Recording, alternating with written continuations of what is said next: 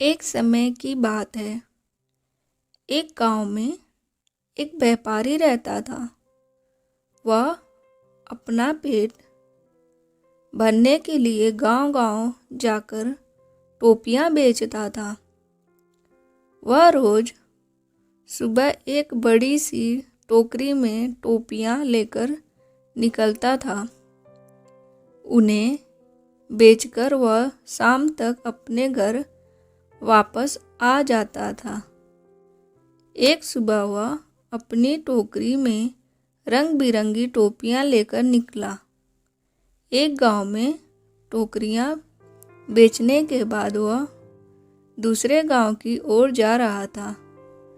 चलते चलते वह बहुत थक गया था। उस रास्ते में गुजरते समय एक जंगल भी पड़ता था। जंगल में उसे एक बरगद का पेड़ दिखाई दिया। उसने सोचा क्यों ना पेड़ के नीचे बैठकर आराम कर लिया जाए। व्यापारी बहुत थका हुआ था। उसने टोपियों से भरी टोकरी को नीचे रख दिया।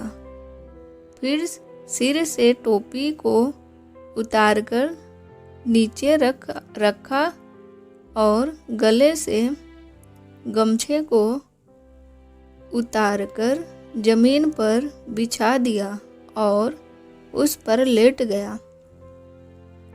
उसके बाद व्यापारी गहरी नींद में सो गया। जिस पेड़ के नीचे व्यापारी सो रहा था, उसी पेड़ पर बहुत सारे बंदर रहते थे। व्यापारी के सोते ही बंदरों ने उसकी टोकरी पर हमला बोल दिया।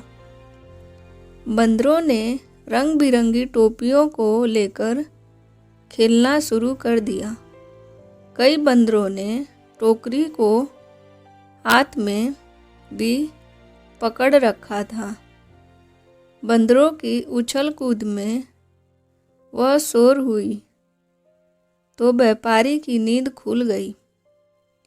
नींद खुलते ही व्यापारी के होश उड़ गए।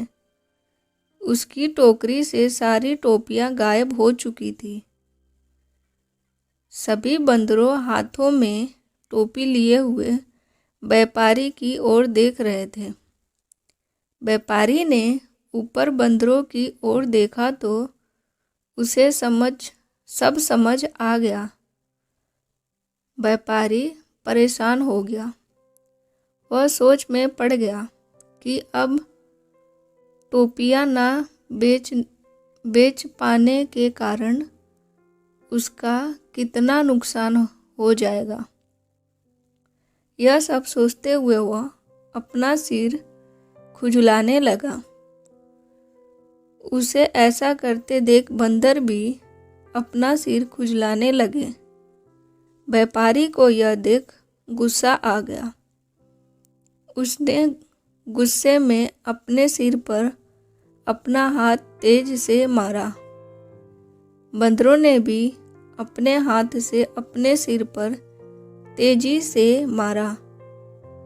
बंदरों को ऐसा करते देख व्यापारी को समझ आ गया कि बंदर उसकी नकल उतार रहे हैं। अब व्यापारी को एक तरकीब सूझी जिससे वह अपने टोपियां वापस ले सकता था। अब उसने जिस टोपी को सोते वक्त सिर के नीचे रखा था, उसको सिर पर पहन लिया। बंदरों ने भी झट से हाथों से पकड़ी हुई टोपियां सिर पर पहन ली।